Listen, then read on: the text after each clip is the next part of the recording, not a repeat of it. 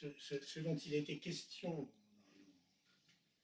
cette histoire, c'est que selon nos conditionnements, finalement, chacun aspire, où qu'il aille, quoi qu'il fasse, à en retirer quelque chose, n'est-ce pas? Et donc, il en est de même dans la voie, bien entendu. Et donc, nous venons au 700, il y a une retraite et tout, et parfois de façon claire et évidente, c'est peut-être mieux d'ailleurs, parfois de façon beaucoup plus inconsciente ou subtile, nous avons le souhait de ramener quelque chose, d'en revenir avec quelque chose, à se mettre sous la dent. Et les fois on dit oh non, ah non, franchement non.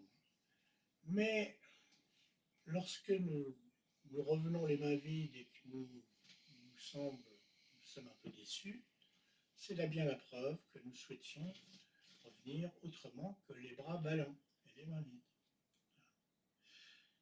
Et donc, ce que je voulais dire, c'est que peut-être un des enseignements ultimes dans les voies spirituelles, c'est l'enseignement qui dit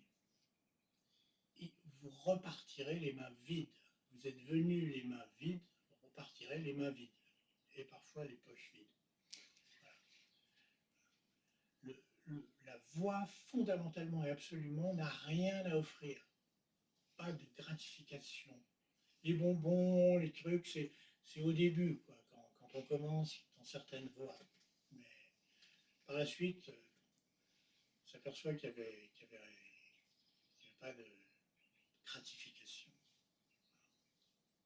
Les gratifications sont vraiment l'essence même de la personne.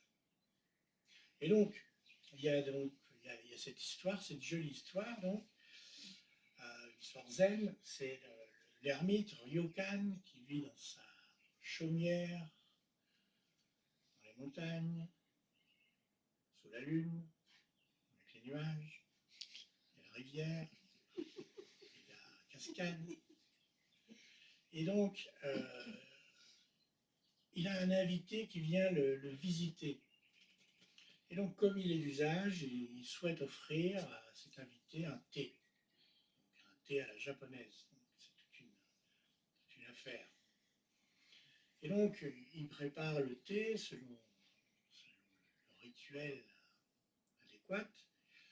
Et ensuite, donc, il offre le bol à son invité. Et il est d'usage, en principe, de servir aussi des petits gâteaux japonais. Tout petits, mais jolis. Et à ce moment-là, Ryokan, qui est très pauvre, s'aperçoit qu'il n'en a pas, qu'il n'en a plus. Et il compose un poème à l'intention de l'invité. Ce poème dit « J'aurais voulu vous offrir des petits gâteaux. Hélas, la voix ne peut rien offrir. » Et l'invité